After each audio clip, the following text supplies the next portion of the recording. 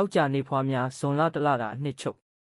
ဒီဇွန်လဟာတောကြသားသမီးတွေအတွက်အမှုပညာဖန်တီးမှုနဲ့စိတ်ခံစားမှုဆိုင်ရာကြွယ်ဝမှုပြည့်နှက်နေတဲ့လလို့ဆိုရမှာပါ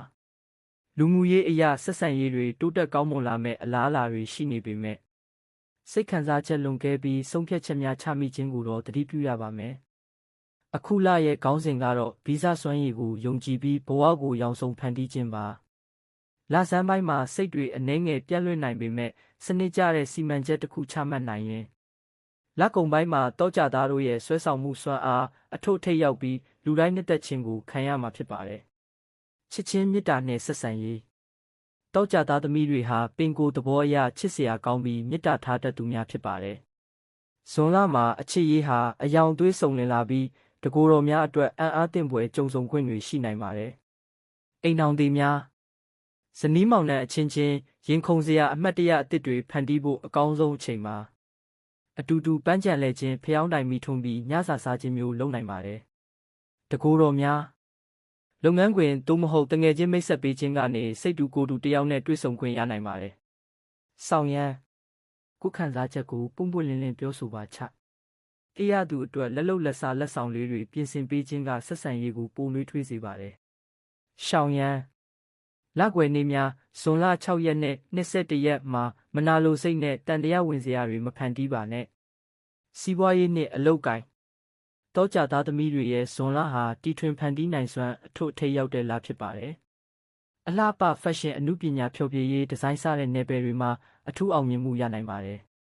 လဆန်းပိုင်း1ရက်မှ15ရက်အဖွဲ့လိုက် project တွေမှာတောကြသားတို့ရဲ့ဖန်တီးမှုစွမ်းအားကအဖွဲ့တစ်ဖွဲ့လုံးကိုလှုံ့ဆော်ပေးပါလိမ့်မယ်ဤကာလအတွင်းဗန္ဒာရေးဆိုင်ရာဒုက္ခရောက်စေနိုင်တဲ့လှည့်ကွက်တွေရှိတက်လို့စာချုပ်မချုပ်ခင်တေချာဖတ်ပါလကုံပိုင်း16ရက်မှ30ရက်ကိုယ်ပိုင်လုပ်ငန်းလုပ်ကင်သူများအတွက်အမှားစာအသစ်များဖောက်တဲ့အသစ်များရရှိနိုင်ပါတယ်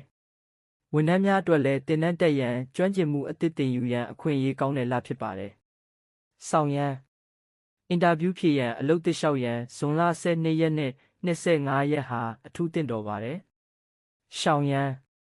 မလိုအပ်ဘဲပတ်စံချေးငှားခြင်းနဲ့ဈေးကြီးမားတဲ့စိန်ခံပစ္စည်းဝယ်ယူခြင်းကိုရှောင်ကျဉ်ပါ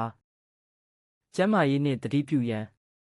တောကြသားတွေဟာတဘာဝအတိုင်းသွေးကြောနဲ့အရေးပြားဆိုင်ရာအားနည်းချက်ရှိတတ်ပါတယ်ဇွန်လမှာအောက်ပါချက်တွေကိုအထူးဂရုစိုက်ဖို့လိုပါတယ်အဓိကဂရုစိုက်ရမယ့်ကျန်းမာရေးအရေးပြားယောဂများဝက်ချံရနာတမတဲမှုနဲ့သွေးတွင်းတကြားတက်အတက်အကျဖြစ်ပါတယ်ချိုမြိန်လို့နဲ့အစားအစာတွေများလွန်းရင်တောကြသားတွေပိုပြီးပင်ပန်းနွမ်းနယ်တတ်ပါတယ်ဆောင်ရန်ရေများများတောက်ပါတတိဝလံဟင်းသီးဟင်းရွက်တို့ကိုများများစားပါပုံမှန်လေ့ကျင့်ခန်းလုပ်ပါအကျောဆန့်ခြင်းယောဂလမ်းလျှောက်ခြင်း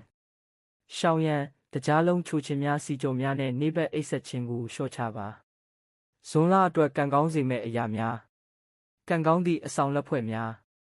ကြေးနီအောင်တတုပဒများပန်းရောင်ကြောင်မြက်လိပ်ပြရုပ်တုသို့မဟုတ်နှလုံးသားပုံပါသောဆွဲသီးများကံကောင်းသည့်နံပါတ်များ2 9 2 11ကံကောင်းသည့်အယောင်များအဖြူရောင်ပန်းရောင်နှင့်အပြာနု